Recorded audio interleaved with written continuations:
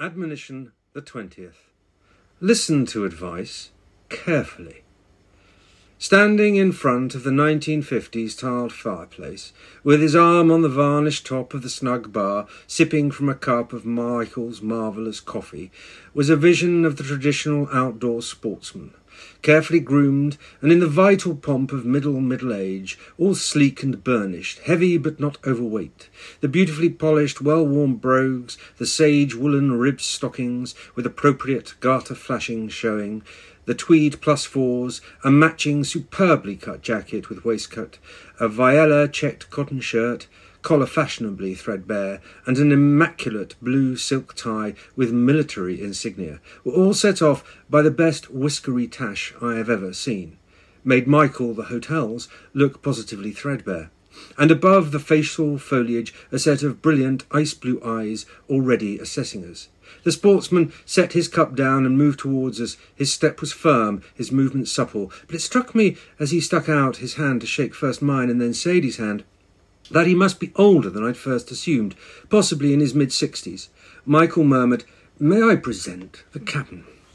After the obligatory how-do-you-dos, and remarks about the weather, the state of the fishing, his luck with the stalking, and his regiment, cavalry, I think, all of which were designed to further obtain our measure, the captain invited us to sit with him, and dove straight in. "You see, I did so want to meet you, to talk to you about, well, Dunnans." "You did?" I asked. "How very interesting." "Well, yes, you see, the thing of it is this. You really should consider just walking away." "We should?"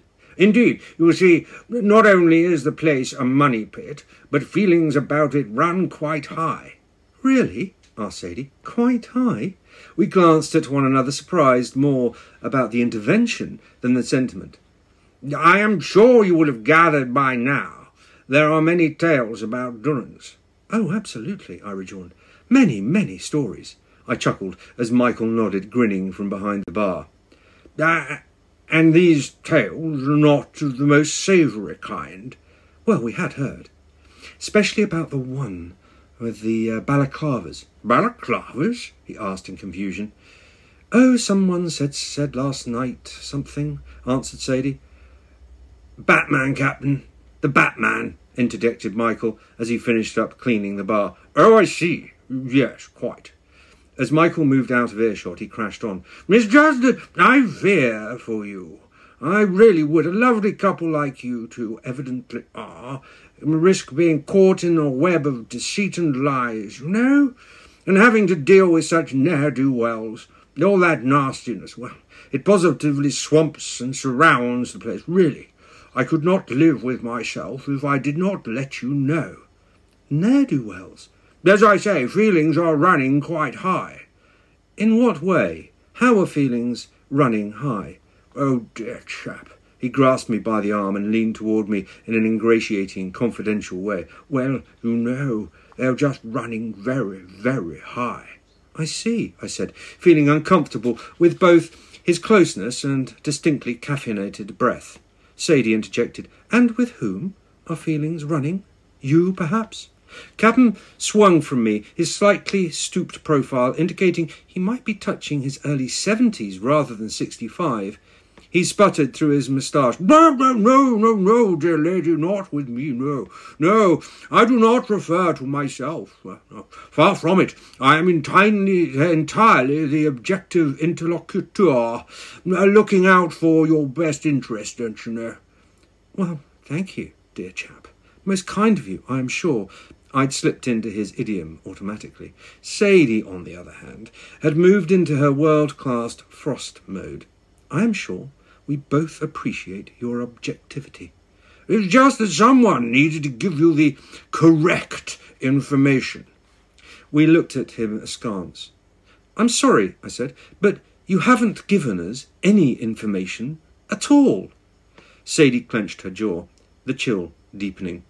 "The question I have for you then, and do forgive me if it sounds a little aggressive, really, what has it got to do with you?" Captain leaned back, slightly awed by my wife's adroitness, his eyes flickering between us, reassessing his initial impression. whatever that had been. Ah, well, you see, I knew the Colonel.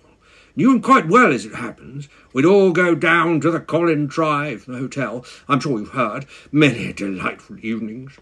He smiled at me uncertainly, and then back at Sadie. And I also know the chap he sold to. Unfortunate story there. Not his fault, not by any means. No.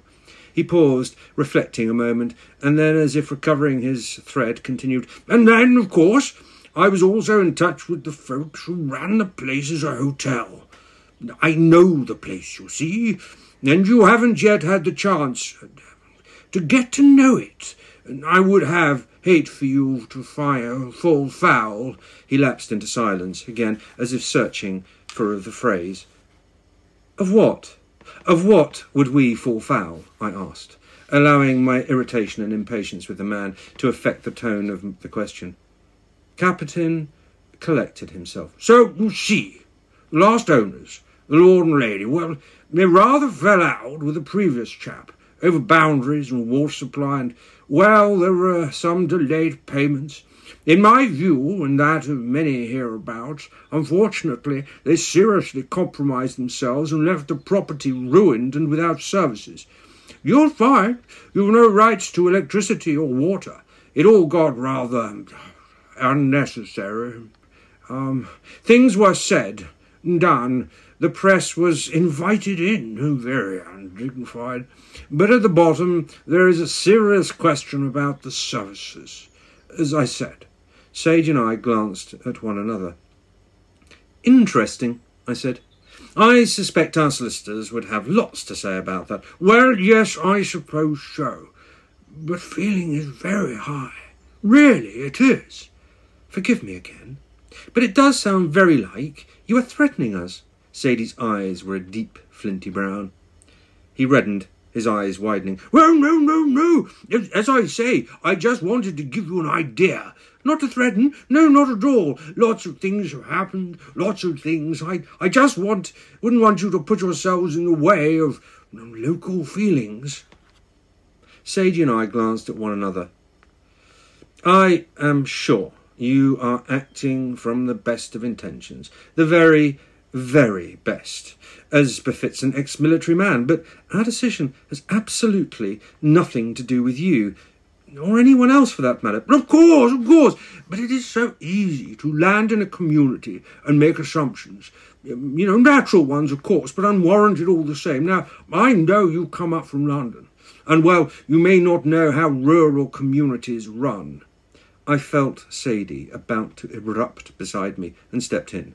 And of course, it is equally easy to land in a conversation and make unwarranted assumptions. Natural ones, of course, but unwarranted all the same. For example, we both grew up in rural communities. I flicked a quick smile at Sadie. Seems to me that it is you who have been a victim to a web of deceit and idle talk of ne'er-do-wells. What and who we are is absolutely none of your business. None of anyone's business but our own. Well, if that's your attitude, well, that's regrettable. But you now cannot say you haven't been appraised of the salient facts of the case. Indeed we can't, if facts they be. It all sounds awfully like unfounded gossip, which doesn't deserve any sort of attention. I shook my head. And of course, any issues of the kind you mention will arise out of the conveyancing, particularly because, in our case, our people have been very well briefed. The captain slumped. Well, all right. I've said what I meant to say, and all that needs saying. So I wish you good luck and a good day. We shook hands with the man, and he walked from the room.